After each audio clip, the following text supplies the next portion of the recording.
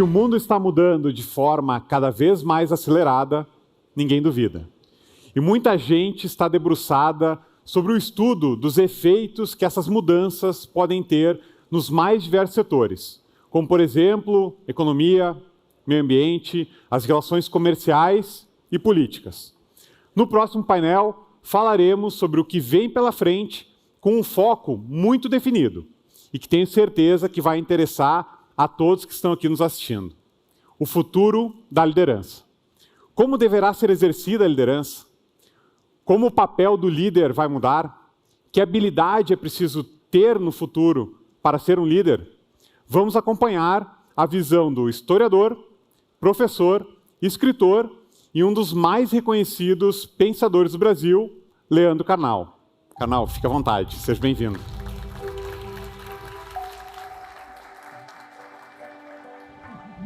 Muito obrigado, muito boa tarde, uma honra ter atendido a esse convite e para falar de um tema que começa com uma grande contradição.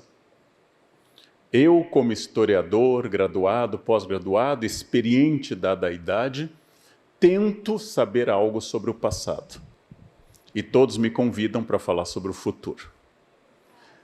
Para este gesto, eu deveria ter feito um curso mais interessante, como Búzios, jogar búzios, aprender a ler borra de café, como os árabes fazem tão bem, mas eu sou obrigado a pensar a partir do momento que nós estamos, se é possível falar em perspectivas, se é possível falar de futuro. Todos e todas aqui presentes sabem que nós vivíamos um acróstico, uma sigla, que eu utilizei durante uns 15 anos em palestras, que era o mundo VUCA, de volátil, incerto, complexo e ambíguo, variando apenas o U em inglês para o nosso incerto. Este acróstico perdeu sentido quando, em abril do ano passado, com a aceleração de alguns processos causados pela pandemia, surgiu o acróstico BANI, de frágil, de brittle, de frágil, de ansioso, de não linear e incompreensível. O mundo é ansioso, haja vista a ascensão contínua das ações de companhias farmacêuticas que produzem remédio contra a ansiedade.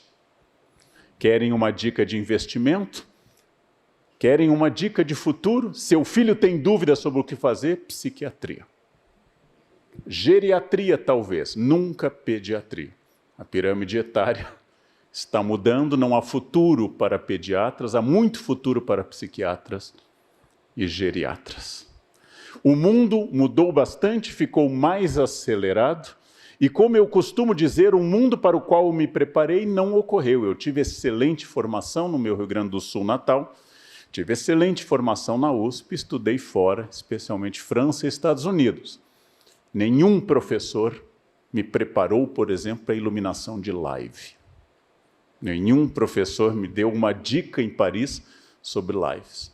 Mas, pelo contrário, insistiram com o que havia de mais recente em tecnologia, como mimeógrafos, retroprojetores, e essas coisas que hoje têm o mesmo sentido de esculpir um machado com pedra do Paleolítico. Então, a primeira característica deste mundo que acelera o processo de transformação e que vai atingir o líder é a capacidade de acompanhar mudanças que não são mais geracionais. Acompanhem, durante séculos a humanidade escreveu com penas de aves, como gansos e cisnes. A partir da Revolução Industrial, surgiu a ponta da pena de aço. No fim do século XVIII, molhava-se no tinteiro a ponta da pena de aço, depois de mais de 1000 anos de uso de plumas de aves. No fim do século XIX, surgiu a caneta tinteiro, já com a própria bombinha dentro da caneta. Na década de 1930, surgiu a esferográfica. Entre uma coisa e outra, no mínimo 50 anos. E hoje, quando você leva seu iPhone do ano passado, porque ele tem um problema, o homem olha para você como se você apresentasse uma tábua de argila com escrita cuneiforme, e não tem mais nem fonte para isso, doutor. Não tem mais nem, porque isso aqui já é de abril do ano passado. Essa mudança ela é muito rápida E ela não pressupõe mais a possibilidade daquilo que fez a geração do meu pai, formada em Direito na Federal de Porto Alegre, que era receber seu diploma em 1959, colocar na parede, e passar 52 anos como advogado com aquele diploma, sem nunca ter feito MBA, curso, atualização, summit e o escambau. Só aquele curso. Hoje, se você já está graduado há 5 anos, você está defasado. Se você não fez outra graduação, uma pós-graduação ou cursos. Hoje não é mais possível que você decida gastar como se fosse um investimento, decida gastar o seu conhecimento da graduação ao longo dos anos. Você precisa ter o que hoje é moda dizer, chamado learnability. A learnability é a grande característica de liderados e de líderes. O modelo de liderança que se exaltava há 50 anos era ainda o modelo do século XIX. Homens decididos, enérgicos, ligeiramente autoritários. Estes eram os grandes construtores de impérios. Este é o modelo do século XIX, com transição no século XX para grandes magnatas, e estes homens que construíram indústrias de automóveis como Ford, indústrias de aço e petróleo como Rockefeller e outros, estes homens eram louvados pela sua capacidade de energia, de imposição de valores. Sempre foi uma virtude louvada em líderes homens. Quando as mulheres tinham as mesmas características, eram insensíveis, autoritárias ou excessivamente racionais. Isso foi uma coisa que não mudou. Tudo que é virtude nos homens é defeito nas mulheres, no mesmo campo. Então nós temos na liderança tradicional um gesto de ser iluminado. O modelo do líder do século XX é Churchill. 1940, o momento mais sombrio da história das Ilhas Britânicas. A França caiu, a Holanda caiu, a Noruega caiu, a Bélgica caiu, a Inglaterra está sozinha, lutando contra a Europa inteira. O parlamento sugere a Churchill, faça as pazes com a Alemanha, faça um acordo de paz. O Partido Conservador diz a ele, faça a paz. O rei George VI diz a ele, faça a paz. E ele diz, não se faz paz com um ditador nazista. E ele estava certo. A decisão de Churchill entre 40 e 41 de sozinho enfrentar o mundo é uma decisão que se revelou adequada, gesto de um líder que não baseava a sua decisão em um mínimo múltiplo comum. Ao contrário de muitos de hoje, em que a decisão é simplesmente a soma de todas as decisões, o líder Churchill teve uma visão. Precisamos resistir, lutar, que um dia os americanos entrarão nessa guerra. Um ano depois, a União Soviética, e no fim do ano seguinte, os americanos entraram na guerra. Isso mudou tudo. A indústria norte-americana e o exército russo venceram a Alemanha nazista. E Churchill estava certo.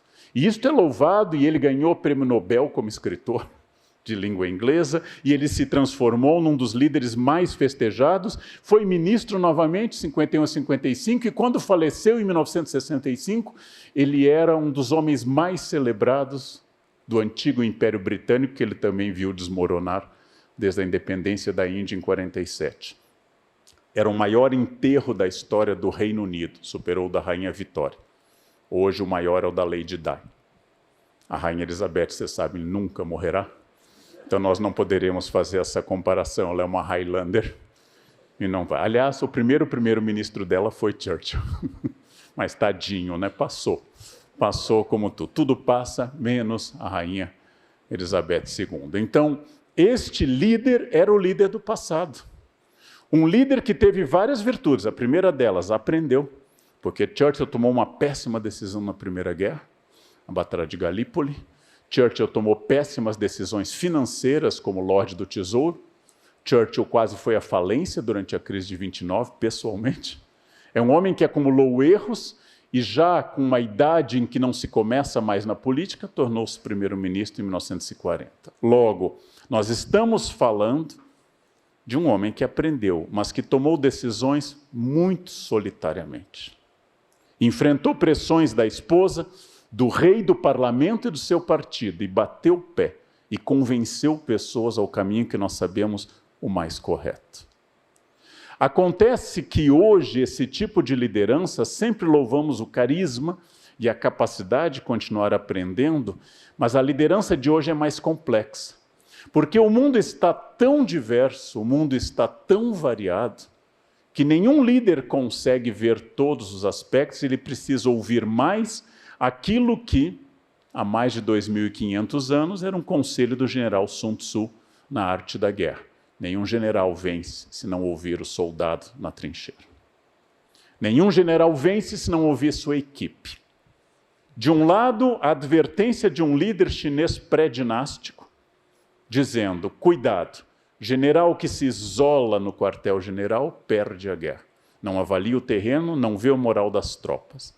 Mesmo conselho dado na peça Henrique V de Shakespeare, quando Henrique, disfarçado de soldado, percorre o acampamento na véspera de uma batalha importante da Guerra dos 100 Anos. Churchill é um modelo de carisma e de escrita da língua inglesa. É um modelo de ironia. As frases dele até hoje causam impacto pela sua ironia que vocês devem conhecer. Mas Churchill hoje seria um péssimo primeiro-ministro. Porque as Ilhas Britânicas são completamente diferentes. As decisões são tomadas de uma forma muito mais atomizada, muito mais capilarizada, se preferirem a metáfora biológica, do que eram há alguns anos. Aliás, é bem provável que qualquer um dos grandes capitães da indústria, se ressuscitasse como Henry Ford, hoje seriam demitidos da sua própria indústria. Porque sua visão serviu para fazer do Ford T o mais brilhante modelo de sucesso da indústria automobilística. Mas não serviria para hoje. E é muito complexo responder, porque a liderança de hoje não implica apenas o domínio técnico, não implica apenas o carisma, não implica apenas a sensibilidade, mas implica manter o equilíbrio psíquico de uma equipe, que em época de pandemia é mais abalado ainda. Então, líderes que pressionam sem cessar, líderes que estabelecem sem cessar uma ruptura maior, eles atingem essa ruptura muito cedo. Mas qual é o ponto que eu posso pressionar e qual é o ponto que eu posso retirar meu time? Que eu posso retroceder? Não existe fórmula. E isso é muito importante de ser dito. Não existe uma fórmula, porque o líder se constrói na liderança.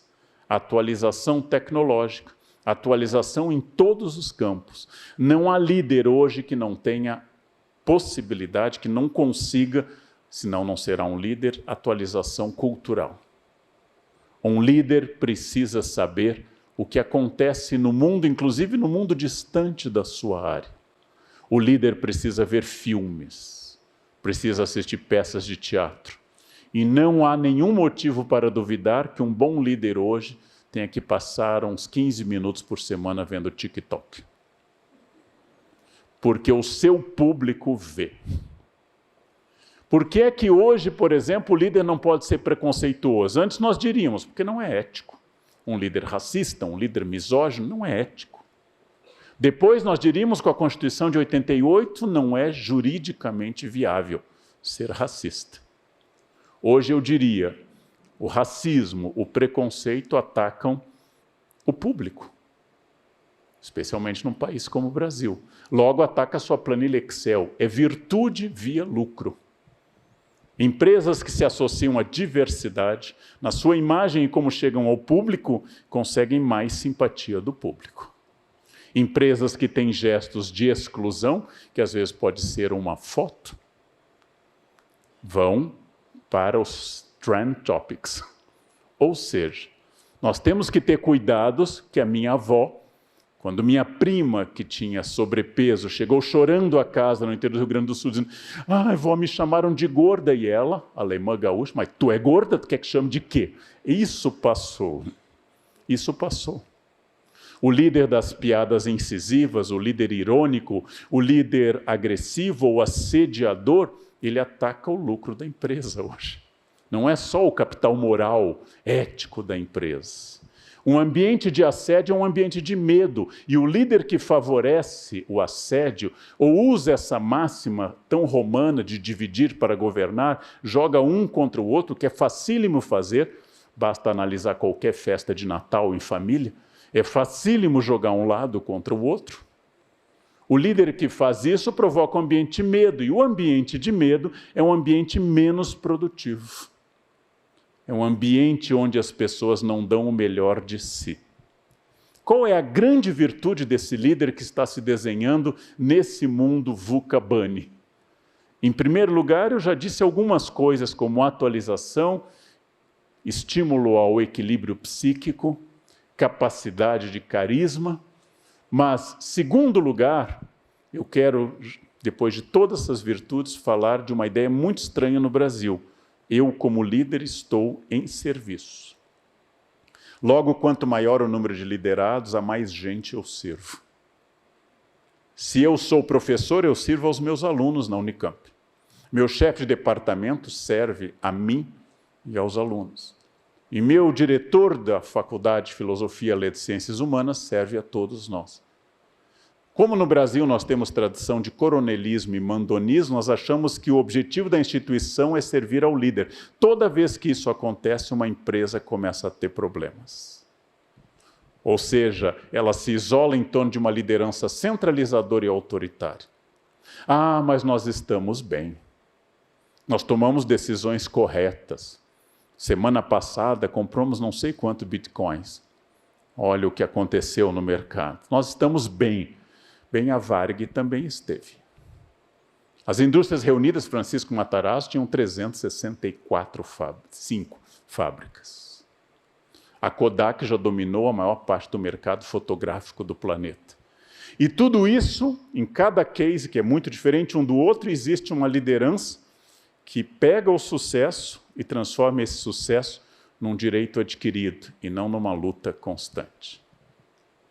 A liderança hoje é a capacidade de um esforço contínuo, que quando eu comparo, sempre me vem à cabeça a mesma metáfora, que é, esforço é banho. Gente. Tomou ontem, parabéns. Hoje de novo. Se tiver atividade lúdica, erótica à noite, outro banho. Ou seja, esforço é banho. Mas eu venho tomando banho há 15 anos. Parou, fede. Imediatamente. Então, você fez inglês e francês, aprendeu a lidar com planilhas sofisticadas, você se desenvolveu em matemática financeira, ótimo, e se explica o ponto que você chegou até aqui. Não vai garantir o seu futuro. Como eu disse a vários alunos brilhantes da elite paulistana, meu filho, você tem um grande futuro pelas costas. Porque pela frente não tem nada. Família que lhe dá viagens, inglês aprendido esquiando em Aspen, garante muita vantagem. Mas acontece que tem gente que tem isso e ainda tem fogo no olho, energia e ganas. Isso Darwin chamou de seleção natural, nós chamamos hoje de capitalismo. Você não tem essa força, não tem essa energia, não se preocupe, a cadeira do poder está sempre ocupada, sempre. Sempre ocupada. Você não tem força para renovar, não se preocupe, alguém mais jovem e mais produtivo, pela metade do preço que você cobra, fará o mesmo serviço. A cada momento isso deve servir para uma ideia de desenvolvimento contínuo, de prazer em ser melhor, de reinventar-se, de competir consigo mesmo, de como pessoa perfectível pensar, eu como líder tenho que estar melhor esse ano do que eu estava há 5 anos. A promessa que eu fiz à minha família quando vim para São Paulo fazer pós-graduação em 1987, ao recebê-los a primeira vez, num apartamento que era de facílima limpeza, porque bastava sentar no meio e esticar a mão que alcançava toda a extensão da área construída, eu disse, a cada ano que vocês me visitarem, eu estarei melhor. E foi verdade. Considerando o ponto de partida, não foi um grande esforço, mas a cada ano eu estive melhor. Eu não estou competindo com bilionários, nem com pessoas na lista da Forbes. Eu estou competindo comigo mesmo. E estar melhor não é estar morando num lugar maior. é saber mais, continuar tentando manter o meu corpo funcional, que é o que a gente pode ter, e tentando achar novos horizontes.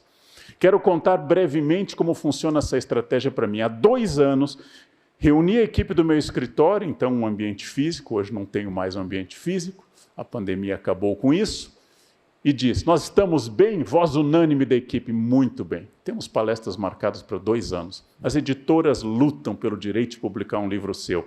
Tem convites variados. Então, estamos no apogeu? Estamos. Mau sinal. Isso é um pressentimento do início do fim, eu disse.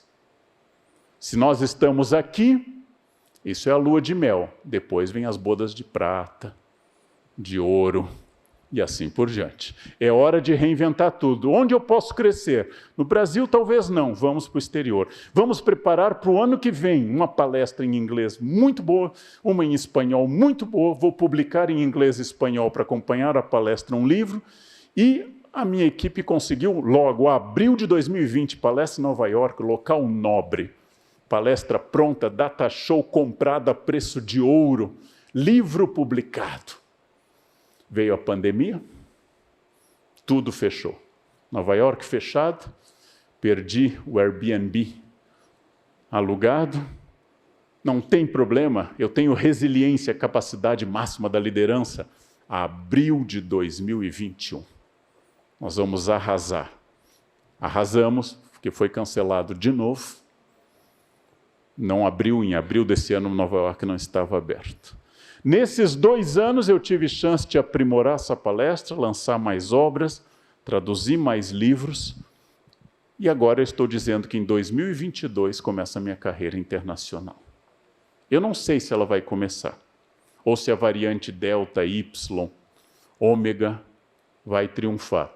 Mas nesse esforço de continuar expandindo o meu horizonte, eu me reinventei. Eu me reinventei procurando a televisão, eu me reinventei tentando fazer outras coisas, eu me reinventei às vezes onde parecia estranho, porque há 3 anos uma das chaves de uma boa fala era um data show. E hoje que as pessoas estão com fadiga de Zoom, isso é uma doença diagnosticada, fadiga de Zoom, já está na lista psiquiátrica americana, as pessoas não querem mais telas, elas querem ver o rosto, elas estão com saudades de rosto, de contato olho no olho. Então, a todo instante eu tive que reinventar tudo isso. Como no ano passado, tive que consultar especialistas para saber como iluminava uma live. Ou seja, todos da minha família entre 14 e 18 anos, que nasceram com esse dom de nativos digitais, e que ficavam, então, explicando para mim, explicando como funcionava isto. E agora eu me sinto desafiado a fazer novas coisas, cada vez mais. Eu não contei isso para parecer um case de sucesso. Eu contei isso para parecer o que é, que eu preciso continuar me reinventando. O sucesso é um péssimo conselheiro. O sucesso leva a tranquilidade. Todo mundo que está feliz engorda. E quando separa, emagrece, porque volta ao mercado. Aí que vai testar o derivativo. Ou seja, a volta para o mercado é um desafio físico. Quando você está tranquilo em casa, você começa aquele processo que vai atacar seu próprio casamento. Por que botar uma roupa de baixo boa? Estamos só nós em casa? E a pergunta que eu faço, então, para quem você vai colocar a roupa boa? Não. Por que é que você vai usar a pior roupa em casa e vai guardar a roupa melhor quando visitar pessoas estranhas? Por que é que a louça boa só vai descer quando tiver visita, se nós somos as pessoas mais importantes dessa casa? Por que é que você vai guardar para estranhos o que deveria ser dado à família? Uma pergunta que eu faço muito na minha casa. A todo instante tem que pensar o que é valor, o que é prioridade, porque o líder de hoje, além de ético, é quem estabelece normativas e valores. E o líder ensina pela reunião, o líder ensina pelo ofício, pelo memorando, pelo e-mail, mas ele ensina sempre pela postura. Eu dou aula quando eu explico algo aos meus alunos na pós-graduação, mas eu dou mais aula quando eu converso com eles. A maneira de eu utilizar a língua portuguesa, o contato que eu tenho, a gentileza, todos esses fatos são uma aula do que a gente chama de currículo oculto. Assim como eu estranharia um personal obeso, um médico pneumologista fumante, assim como eu estranharia um psicólogo desequilibrado, eu estranharia um líder que não fosse o símbolo de tudo aquilo que ele quer para o banco ou para a empresa. O símbolo do momento que ele entra, porque não é possível supor que se esse líder não respeita o porteiro, que ele tem qualquer sensibilidade humana. E se ele não tem sensibilidade humana, que liderança é esta? Porque respeitar quem é mais forte que você não é ética, é bom senso. O cara tem 2 metros, 110 quilos, é faixa preta, pisa no meu pé e digo, não foi nada. Isso não é ética. Isso é segundo a lei de Newton. Massa maior, massa menor. Eu testo a ética e os valores quando eu vejo como é que você trata o porteiro, a moça do café. Este é o início de um processo. E a liderança contamina rapidamente pelo mau exemplo e lentamente pelo bom exemplo. Infelizmente, a humanidade degenera facilmente e melhora lentamente. O mal é alopático, o bem é homeopático. O mal é rápido. Ambientes tóxicos, ambientes de mau exemplo, eles levam lentamente à contaminação de todo o sistema e essa contaminação do sistema acaba destruindo a possibilidade de confiança, de desafio dessa liderança. Então, se ainda é impossível falar do futuro da liderança, é óbvio que hoje é possível falar de um presente que ela é menos centralizado. Mas não confundam este modelo com um modelo populista, que é aquela pessoa que tem que tomar uma decisão, vendemos ou não tal aplicativo, e as pessoas então dão opinião, e a opinião numericamente vitoriosa o líder segue. Isto não é líder, isso se chama algoritmo. Isso quem faz é o algoritmo, a inteligência artificial e o robô. O líder é capaz de fazer uma visão porque só ele tem esta visão. Porque se eu sou o líder de um hospital, é claro que o pessoal da cozinha considera que o objetivo do hospital é a refeição. E é claro que o pessoal da segurança considera a segurança o objetivo do hospital. E eu, como líder, sei que cozinha e segurança estão a serviço de um bem maior.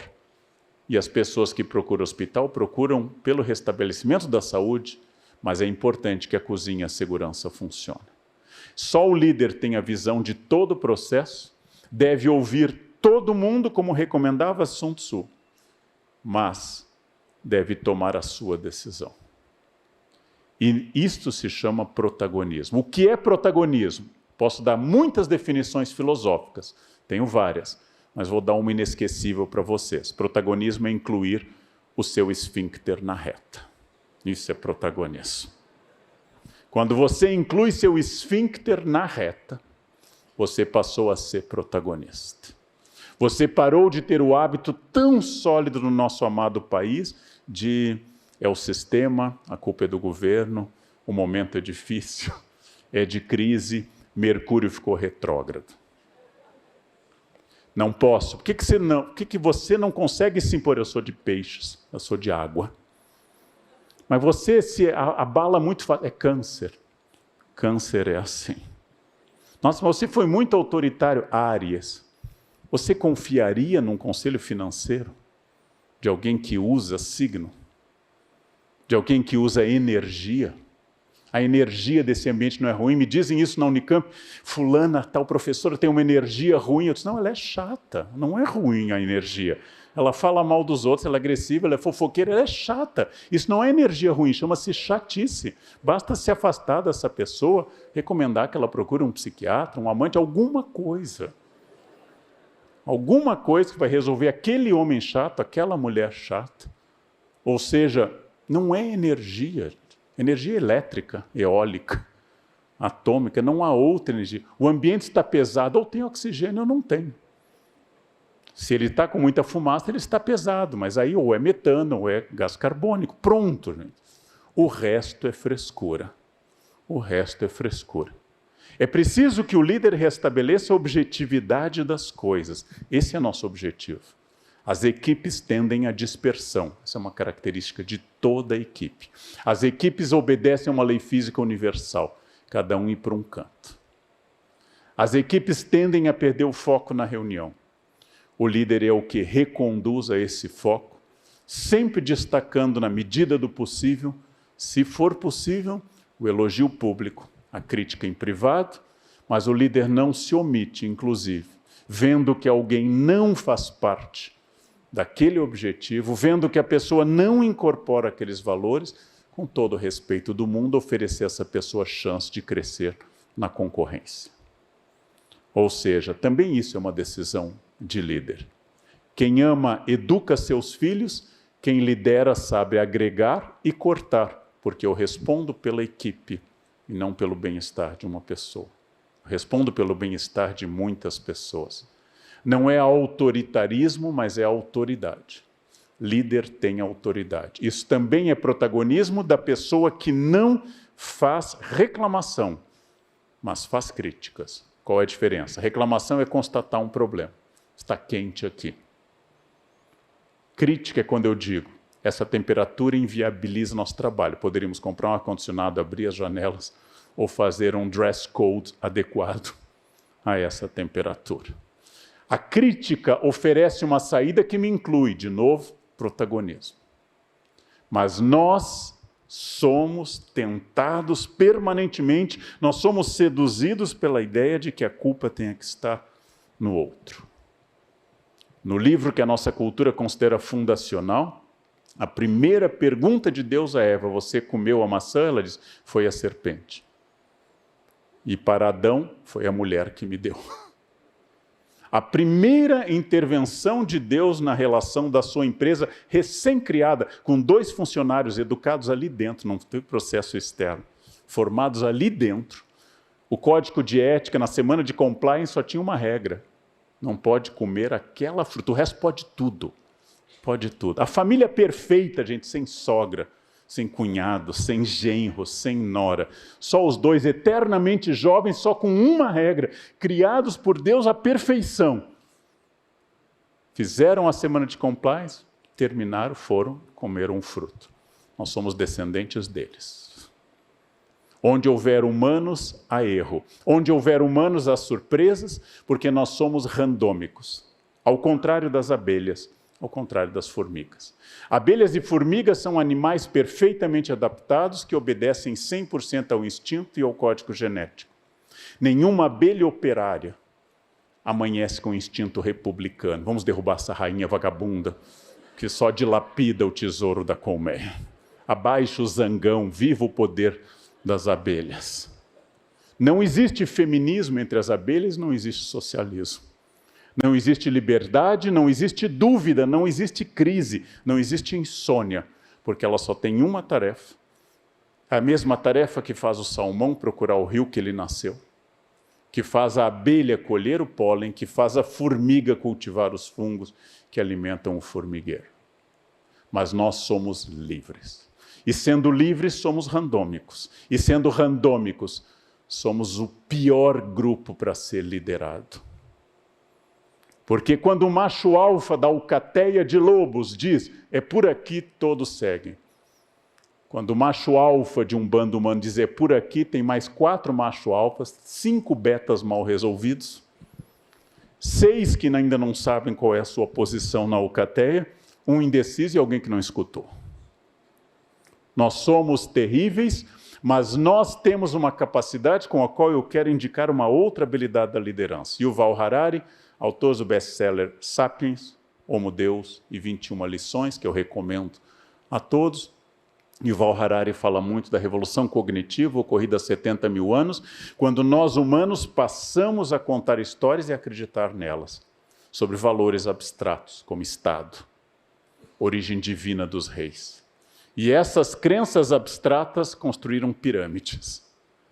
Essas crenças abstratas tornaram os seres humanos de uma espécie fraca e pequena, senhora do planeta. Minha pele é inferior à de quase todos os mamíferos, minhas unhas são inferiores à de quase todos os meus irmãos mamíferos, minha força é menor de que todos os meus irmãos imediatos, os símios superiores, ou seja, gorilas, orangotangos, chimpanzés, macacos bonobo. Eu sou menos em força e velocidade que todos os meus similares mamíferos. Nado pior que outros mamíferos como os golfinhos, não tenho habilidade de voar, se eu pegar muito sol tenho insolação. Ou seja, eu sou um desastre biológico, mas graças à revolução cognitiva eu posso criar histórias. E essas histórias que o Yuval lembram que podem inclusive incluir conceitos como democracia e direitos humanos, que são conceitos abstratos. Essas histórias podem reunir um grupo e fazer desse grupo o construtor de uma pirâmide, construtor de um Estado democrático, construtor de grandes obras de engenharia, porque um grupo compartilha de uma ideia em comum que líderes e liderados passam a debater. Então aqui vem dentro dessa estrutura humana outra habilidade humana fundamental. O líder é aquele que é capaz de formular narrativas que entusiasmem, agreguem, formem e conduzam as pessoas. O líder é aquele que faz você se sentir parte de um sistema e, como parte de um sistema, com vontade de colaborar. O líder é aquele que, acreditando num projeto em comum de sucesso pessoal, de realização, de felicidade, de direitos, de pleno potencial desenvolvido, ele consegue comunicar isso a mais pessoas. Porque as tarefas mecânicas, repetitivas, elas tendem a desaparecer. Vejam, ascensorista é uma profissão que só existe hoje em alguns prédios de Brasília, porque nenhuma empresa vai contratar alguém pela CLT para ficar sentado apertando o botão, algo que o software faz muito melhor.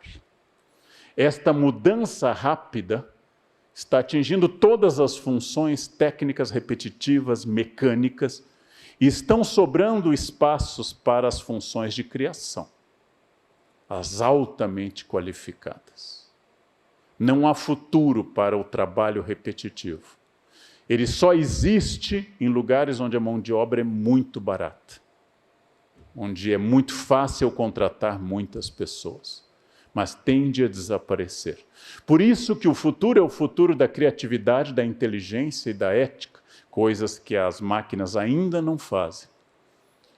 Se vocês imaginarem que a maior empresa de transportes do mundo não tem carros, Uber, que a maior empresa de hospedagem do planeta não tem um único hotel, Airbnb. Se vocês imaginarem que os homens mais ricos do planeta Terra hoje não produzem ferrovias, petróleo, indústria têxtil ou agricultura, marcas de riqueza do passado, mas apenas ideias no Vale do Silício. Ideias de redes sociais, ideias de comunicação, ideias variadas, que serão produzidas através de aparelhos que estão produzidos na fábrica do mundo, que é a China. Os homens mais ricos do planeta Terra, todos eles, são dotados de ideias. O que é uma ideia? É também revolução cognitiva. A crise começou em 15 de março do ano passado, todos os restaurantes dessa cidade foram fechados por decreto. Na minha rua, nos Jardins de São Paulo, havia 2 restaurantes tradicionais. Um imediatamente reagiu ao decreto de fechamento. Não podendo mais atender no salão, passou a distribuir folhetos rapidamente impressos, mostrando que as regras de higiene eram absolutas, que era o que o mercado queria ler naquele momento. E mais, você não pagaria 10% pedindo a comida em casa, ou seja, é melhor pedir em casa do que ir ao restaurante. E nós passamos a comer a mesma comida que íamos, passamos a comer em casa. O outro restaurante ficou esperando o fim da pandemia. O outro restaurante ficou aguardando um decreto de liberação e reclamando que ele não vinha. Um ano depois, os restaurantes reabrindo, primeiro com capacidade parcial, depois total, aquele restaurante ficou esperando, comunico às senhoras e aos senhores, quebrou. Não aguentou. Não há capital que resista a essa erosão de quase um ano. E o outro restaurante que se adaptou rapidamente, não apenas recuperou seu público presencial, mas agora tem uma expansão dos seus negócios pela entrega de comida. E o que é isso, gente? Ideia, revolução cognitiva. A ideia de que mais gente agora está comprando via internet. Mais gente está apostando na internet, especialmente os que resistiam à internet, que são as pessoas da minha geração em diante, que vocês sabem, quanto menos colágeno, mais desconfiança da internet. Essa é uma regra social. E algumas líderes, amigas minhas, como aqui tivemos, ou teremos a Maria, eu vi a imagem da Luísa Trajano, entenderam isso rapidamente. É o futuro, é isto. Saíram do modelo venda de balcão e deram este salto. Isso é uma liderança que logo percebeu uma tendência e implementou esta tendência. E como diz a Luísa Trajano, eu não espero um sistema estar perfeito para implementar. Eu implemento e às vezes ele tem defeitos e eu vou melhorando. Porque a velocidade exige que você termine de montar o carro na estrada hoje. É isso que a nossa velocidade exige. Eu não tenho tempo hábil para fazer todos os testes. Assim como nós produzimos uma vacina em tempo muito curto, sem estudos massivos de centenas de milhares de pessoas, porque a nossa necessidade de vacinas era maior do que era quando se deduziu 4 anos para fazer a vacina de cachumba, ou 20 para fazer a de varíola no fim do século XVIII. Ou seja, eu tenho diante de mim um desafio de velocidade, de eficácia, que é extraordinário, por isso o jogo hoje não é um jogo para amadores, mas é a crise que testa um líder. E isto é igual à época de Churchill, é igual à época de Napoleão, surgido na crise do antigo regime e da Revolução Francesa. É a crise que testa um líder. É a crise que separa o amador do profissional. Um bom líder pensa assim: se o sol está muito pesado, ele está sobre todo mundo. Logo, é uma vantagem competitiva. Se o mercado está volátil, ele está volátil para todo mundo. Logo, se existe uma constante, quem for capaz de dominar uma resposta a essa constante vai pensar melhor. Se todos estão afundando, eu preciso localizar mais rápido os botes salva-vidas. Eu gostaria de paz e tranquilidade, mas devo reconhecer que o osso quebrado solidifica, calcifica com mais resistência. Que cada gripe que eu tive na minha vida deixou meu sistema imunológico melhor. Que a minha pele é mais resistente que a de um bebê, porque eu já peguei mais sol, peguei mais chuva e peguei mais vento. Que eu sonho com navegação em lago tranquilo, mas o que testa um capitão é a tempestade. É na tempestade que você forma uma marinha, e não no céu azul, num lago sereno. Por isso que a crise é sempre para o líder uma oportunidade. E isto aparece em todos os tratados de liderança, quando são a crise é uma oportunidade. Uma oportunidade de pensar imediatamente qual a melhor solução, e uma vez encontrada a melhor solução para o problema X e Y, eu imediatamente penso no momento seguinte. Ou seja, o que eu faço agora para continuar, sem descansar nos louros do passado. Não é possível que você se convença numa balada, quando você pergunta a uma menina, me fale sobre você, a dizer, eu fui Miss Sorocaba em 1980. Esse não é um bom argumento. Porque em 1980, eu era um rapaz de cabelo loiro, bonitinho. O tempo devasta tudo. Eu não posso usar um argumento do passado para hoje. Nossa, eu fui o primeiro aluno da turma de administração da USP. Nossa, eu aprendi alemão com 18 anos. Ótimo, isso explica você ter chegado até aqui. E agora? Ainda está no alemão? O mundo exige hoje, no mínimo, mandarim e árabe para você fazer negócios rapidamente. É essa capacidade de gerenciar coisas, de mudar e de sempre pensar numa frase do século XVI para o XVII, do filósofo inglês Francis Bacon: conhecimento é poder. Conhecimento é poder. Francis Bacon, o famoso Chico Toicinho, lá no século XVI para o XVII, vai produzir na aposentadoria forçada que ele foi obrigado como juiz, vai produzir uma obra no qual aparece essa frase: o conhecimento é poder. Conhecimento sempre foi poder. E o líder é aquele não que sabe tudo, porque o líder é perfectível e não perfeito, mas é aquele que sabe indicar onde nós podemos procurar. Cercar-se de boas pessoas. Não temer capacidade. Líderes que temem capacidades da equipe são líderes ruins. Líderes que invejam habilidades de alguém da equipe, líderes que enfrentam alguém da equipe pela sua evidente capacidade, são líderes ruins. Na verdade, eles funcionam como aquele mau professor, que na verdade é só um aluno mais adiantado. Quando é que eu sou um mau professor? Quando eu, do alto da minha experiência, uso do meu conhecimento para marcar poder com um aluno meu. É claro que eu sei mais do que um aluno meu naquele campo específico. Mas eu não sou um aluno mais adiantado. Eu não sou alguém que está fazendo jiu-jitsu há 10 anos e debocha do faixa branca. Eu sou um mestre. E como tal, eu não estou competindo com os meus alunos. Um bom líder não compete. Pelo contrário, identificando um talento na equipe, reforça esse talento. Faz que esse talento brilhe ainda mais, oferece chances para que esse talento continue produzindo dentro da empresa. Isso é um líder que vai incorporar, incentivar. A coisa mais difícil para lidar, em casa ou em empresa, é com a nossa vaidade. Vaidade é o pecado mais original de todos. A vaidade é o grande desafio. E hoje, uma pessoa que controla a sua vaidade para tornar a sua ação mais produtiva, esta é uma pessoa que tem muito futuro.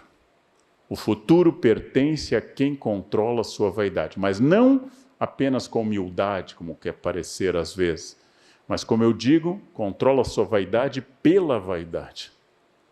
É porque eu sei que eu tenho tais e tais habilidades que eu não vou exibi-las a todo instante. É porque eu sei que essas habilidades podem causar desconforto no grupo, que eu não vou falar delas a todo instante. Essa segurança é a segurança da maturidade de um líder. E por maturidade eu não associo a idade, mas a maturidade ocorre em jovens e às vezes escasseia em pessoas mais velhas.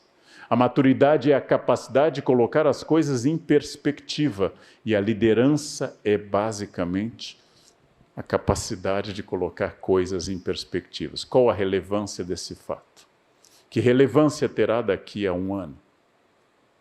Se eu não consigo controlar essa vaidade, se eu me acho desafiado pela equipe, a equipe sente isso como o cachorro sabe quem tem medo no grupo e vai naquela pessoa. Vocês sabem disso. Quem tem medo de cachorro, o cachorro avança em você. Odeia barata, você sabe que a barata voadora vai chegar sobre você. Sobre você. Minha mãe odiava cabelo na comida, encontrava em Paris, em Nova York. Eu não procurava cabelo em lugar nenhum, nem em mim, nem na comida, não encontrava nunca. Minha mãe odiava e achava cabelo, tufos de cabelo nos restaurantes 5 estrelas do planeta Terra. Alguns chamam isso de karma. Aquilo que você teme lhe acontece.